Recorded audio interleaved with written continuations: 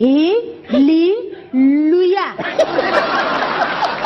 अगर तो मुझे इसका मतलब क्या है? ये कोई गंदी गाली है जो ऐसे ले नहीं सकते, क्योंकि फैमिलीज भी ये शो देखती है। ये नए ब्याहे जोड़ों के लिए है। ये पति क्या। दोस्तों आप लोग इसको तो ज़रूर जानते होंगे, जो कि बॉलीवुड की एक बहुत ही मशहूर कॉमेडियन है जिसका नाम भारती है। बताना चाहता हूँ कि इसने किस प्रकार से हालेलुया शब्द का बहुत ही गंदे तरीके से मजाक उड़ाया था, और मजाक उड़ाने के बाद में जो अंजाम इसके साथ में हुआ वो मैं आप लोगों को इस वीडियो में दिखाना चाहता हूँ। सबसे पहले मैं आप लोगों को दोस्तों वो वीडियो दिखाना चाहता हूँ जिस वीडियो में इसने हालेलुया शब्द का किस तरीके से अपमान किया, और उस अपमान के बाद में किस तरीके से इसको क्या भुगतना पड़ा। आइए इस वीडियो में देखते हैं। लुया। अगर तो मुझे इसका मतलब क्या है? ये कोई गंदी गाली है जो ऐसे ले नहीं सकते, क्योंकि फैमिलीज भी ये शो देखती है। ये नए ब्याहे जोड़ों के लिए है। ये पति कह सकता है लुया। बता दूं, ये बाइबल में ये वर्ड है, it means praise the Lord. अभी दोस्तों आप लोगों के साथ में वो वीडियो शेयर करना चाहता हूँ जिसमें इसने माफ़ी मांगते हुए इस बात को बोला कि मैं यहाँ पर गलत थी। आइए इस वीडियो को भी देखते हैं। मैं काफ़ी दिनों से इंडिया में नहीं हूँ। पीछे सुनने में आ रहा है कि मुझसे गलती हो गई है। मैंने कुछ भगवान के वर्ड के साथ कुछ मस्ती मजाक कर लिया। सो मैं बहुत सच्चे दिल से ये बात बोल रही हूँ कि अगर मुझे इस वर्ड का मतलब पता होता तो मैं कभी इस वर्ड के साथ मस्ती मजाक नहीं करती, क्योंकि मैं खुद सारे धर्मों को बहुत मानती हूँ। तो अपनी बच्ची समझ के मुझे आप जरूर माफ करेंगे। I am so sorry. दोस्तों अभी आप लोगों ने इस वीडियो में देखा कि किस तरीके से भारती ने हालेलुया शब्द का मजाक उड़ाया, और फिर इन्होंने इस बात के लिए माफ़ी भी मांगी कि मैं इस शब्द का मतलब नहीं जानती थी, इसलिए मैंने ये बोला। अगर मुझे मालूम होता तो मैं कुछ भी इसके बारे में नहीं बोलती। अभी मैं परमेश्वर का एक सामर्थ्य वचन आप लोगों के साथ में शेयर करने जा रहा हूँ। आइए देखते हैं। आज बहुत से लोग परमेश्वर को खोज रहे हैं, बीमारी जानते ही नहीं। एक डॉक्टर साहब बैठे थे, ये बीमार गया और कहने लगा, डॉक्टर साहब अच्छा नहीं लग रहा है। बोले क्या? बीमारी आ गई है। कौन सी बीमारी? बीमारी हो गई, अच्छा नहीं लग रहा है। पता नहीं अच्छा नहीं लग रहा है। अरे तो तुमको समस्या क्या हो रही है? अब मैं क्या बता दूं, तुम्हारे पास 1760 प्रकार की मशीन है, तुम ही लगा के चेक कर लो। मेरे को अच्छा नहीं लग रहा है, मेरे को क्या हो। अरे तो क्या दुख रहा है? पेट दुख रहा कि कमर दुख रहा कि सिर दुख रहा कि चक्कर आ रहा कि उल्टी जैसा लग रहा? क्या डॉक्टर साहब कुछ समझ में नहीं आ रहा है और अच्छा नहीं लग रहा है। तो डॉक्टर कहेंगे ये वाली बीमारी का इलाज मेरे पास में नहीं है, तू तो दिमाग वाले हॉस्पिटल के पास में जा, अर्थात मेंटल हॉस्पिटल। तुमको मालूम भी तो हो पेट दुख रहा है, पता चला पेट में बीमारी और घुटने में मशीन लगा लिया उसने, तो कहीं पेट की बीमारी घुटने में तपास करके आएगी क्या? आज लोगों को मालूम ही नहीं है क्या बात के लिए प्रभु को खोजना है। हम परमेश्वर को खोजते हैं, खुद को नहीं खोजते। और धरती में 90% लोग, नहीं 90 नहीं 99% लोग परमेश्वर को खोजते हैं, पर मिलता नहीं। जिस दिन मिल जाएगा ना, जिंदगी के हर प्रश्नवाचक चिन्ह शून्य हो जाएंगे। प्रभु कहते हैं जब तक यहोवा मिल सकता है तब तक उसकी खोज में रहो। और प्रभु यीशु मसीह कहते हैं मैं खोए हुओं को ढूंढने आता। हम उसको खोजते, वो हमको खोजता। पता चलता अपन खोजते खोजते ऊपर गए और वो हमको खोजते खोजते धरती पर आया, और जंक्शन में मुलाकात नहीं हुई तो वो हमको धरती में खोजते रहे, हम आकाश में खोजते रहे। जब तक यहोवा मिल सकता है उसको खोजो। अब वो हमको खोज रहा है, हम उसको खोज रहे हैं, तो खो कौन गया है? वो हमको खोजे हम उसको खोजें, वो हमको ढूंढे हम उसको ढूंढे, तो खो कौन गया भाई साहब? वो कि हम? वो नहीं खोया है, वो तो हमको खोजने के लिए देह बन के आ गया। यही तो तीसरा सत्य है ना। तीसरा सत्य हमको खोजने आया है, और हमारी खोज उसको उस समय हो जाती है जब तुम खुद को पा लेते हो। जिसको मैं मिल गया उसको प्रभु मिल जाते हैं, जिसको प्रभु मिल जाता है उसको पिता भी मिल जाते हैं। यदि हम खुद को नहीं पा पाए कि हम हैं कौन, तो प्रभु कहां से मिलेगा? क्योंकि प्रभु की पहचान हमारी पहचान से शुरू होती है। ये लंगोट लगा के बर्फ में बैठे बेचारे खड़ेश्वर महाराज एक पैर में 6 साल से खड़े हैं, उनको भगवान मिला क्या? नहीं मिला। अनादि गुरु शंकराचार्य जी से किसी ने पूछा, स्वामी जी तुमको मोक्ष मिला क्या? बोले मोक्ष बड़ी कठिन चीज है, मैं ट्राई कर रहा हूं ढूंढने की।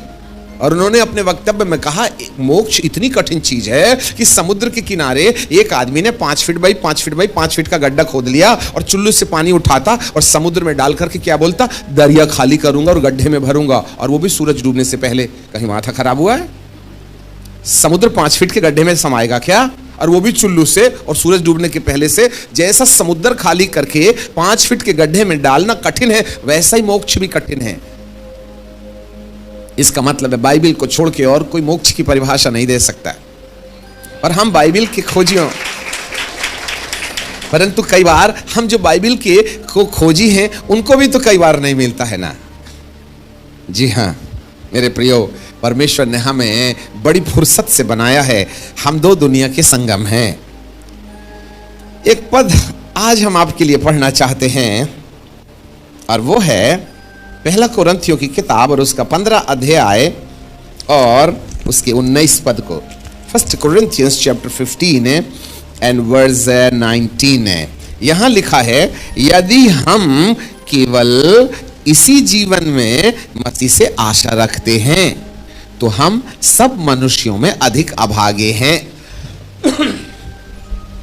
हमारे पीछे बोलिए, यदि हम केवल इसी जीवन में मसीह से आशा रखते हैं तो हम सब मनुष्यों से अधिक अभागे हैं।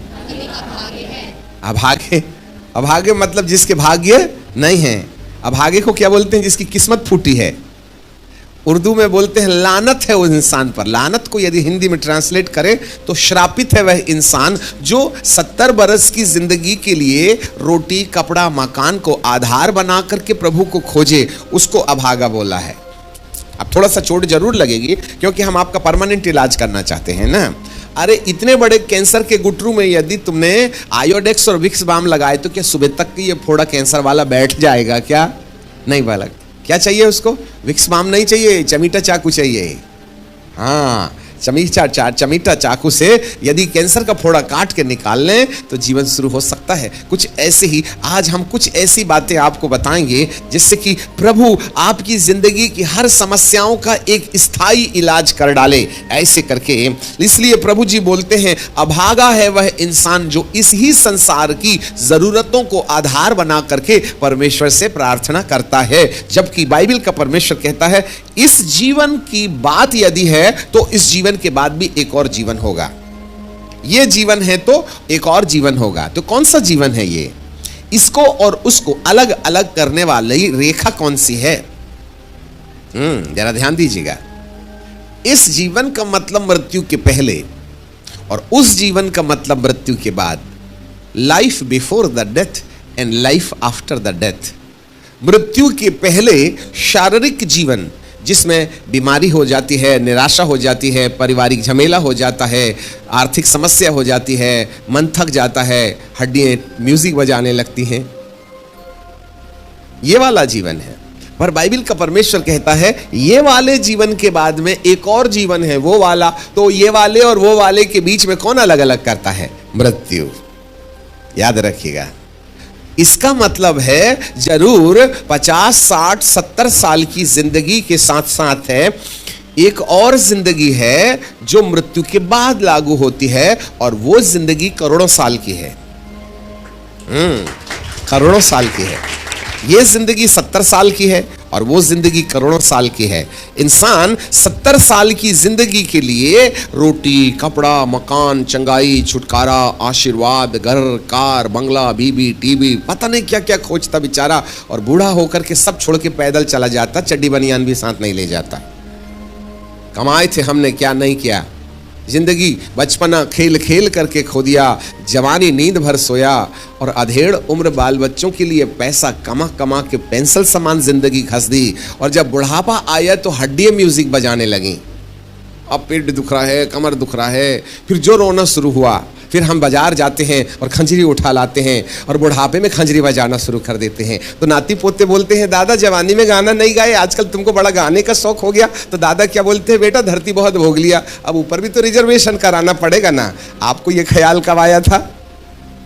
जब एक पैर कब्रिस्तान में है। जब जब डॉक्टर बोलता है थोड़े से दिन बचे हैं, तब भगवान के दरबार में आ जाते हैं। पूरी जिंदगी इंसान ने पेंसिल सामान घस दी और मरने के करीब करीब खंजरी उठा करके भगवान की भक्ति करता है। लोग बुढ़ापे में बपतिस्मा लेते हैं जब मालूम हो गया कि लाइन क्लियर हो गया है। हालेलुया। तो ऐसे लोगों को तो अभागा ही ना बोला है। तुम्हें बिल्कुल आखिरी में याद आती है कि एक और जिंदगी है। अभी तक हमको, जब तक नाती नतरे नहीं हुए थे ना, तब तक हमको लगता था जिंदगी यही है। शादी तो कर दी बेटे की, बेटा जल्दी से पोता दिखा दे। अब जैसे तैसे पोता, तो दादा क्या बोलता, वाह मजा आ गई, 50% काम ओवर। फिर वो बोलता है मुझे बेटा एक पोती भी दिखा दे, बोले तो पोती भी आ गई। तो फिर बुढ़ा बाबा क्या बोलते हैं, हे प्रभु अब सब देख लिया, तू तो अब अपने पास बुला ले। तो प्रभु कहते हैं यही देखने पैदा हुआ था क्या? समझ में आ गया? पोता पोती देख के पैदा हुआ था, पोता पोती देखने पैदा हुआ था क्या? ऐसे लोगों को तो बाइबल में लिखा भागा, मतलब किस्मत फूटी पोता देखने वाले की। हमें मालूम ही नहीं हम पैदा किया बात के लिए हो गए। मेरा परमेश्वर हमको इस धरती के अंदर 6वें दिन बड़ी फुर्सत से इसलिए थोड़ी बनाया था कि पोता पोती देख के मर पड़ो तुम।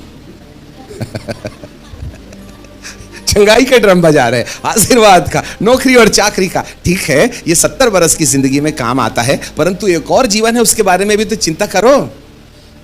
मृत्यु के बाद वाले जीवन की भी तो चिंता कीजिएगा। और जिस समय मृत्यु के बाद वाले जीवन की चिंता में सफल हो गए ना, तो ये वाली चिंता के जितने भी प्रश्नवाचक चिन्ह हैं, बिना भगाए भाग लेंगे।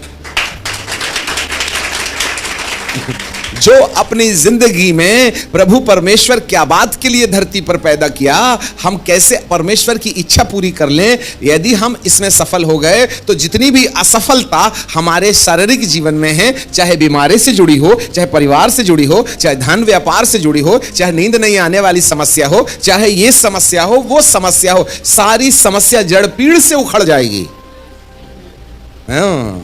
जड़ पीड़ से उखड़ जाएगी। इसलिए हम कहीं ना कहीं वो बात में वहां हम पहुंच जाएं जहां पहुंचने के बाद ये सारी समस्याओं का समाधान हो जाता है।